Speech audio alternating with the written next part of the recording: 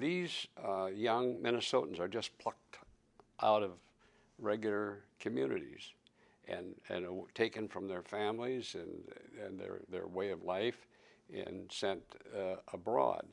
And many of them find that they're not paid enough to sustain mortgages or other costs that they've undertaken, that although they're guaranteed their jobs, inevitably some of them nevertheless suffer great losses. And it seems to me that one of the things the fund is trying to do is to reach out in these special circumstances and not only express appreciation, but give a little extra help where it's needed.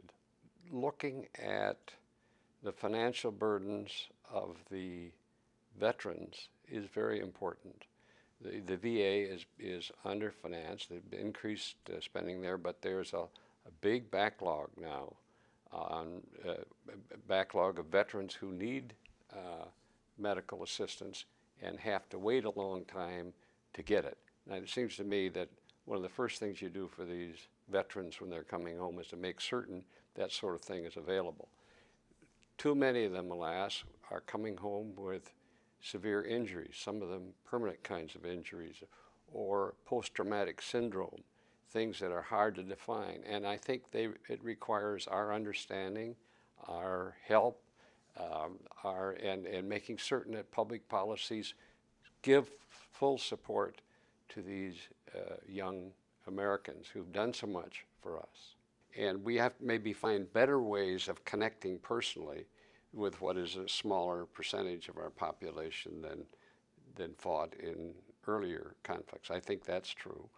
But I don't want to get off what I think are things we've got to do together through our government, because if you've got serious injuries, if you've got serious problems, those health benefits under the VA are absolutely crucial, and we ought to be sure that they're there. And the disability benefits, that they're there the way they should be.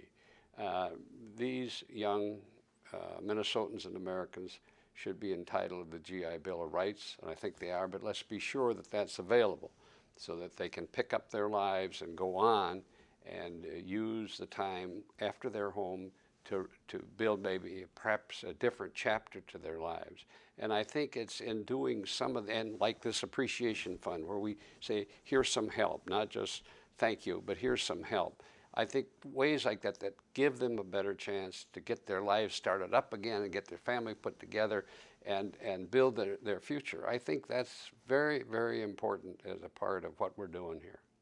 Whatever our views now about what we should be doing or how we should do it, there should be no disagreement whatsoever in terms of our respecting and wanting to support and appreciate these young men and women. That's the last thing. That's the last thing they should be asked to do. They should be, they should expect and they should receive our appreciation and our support.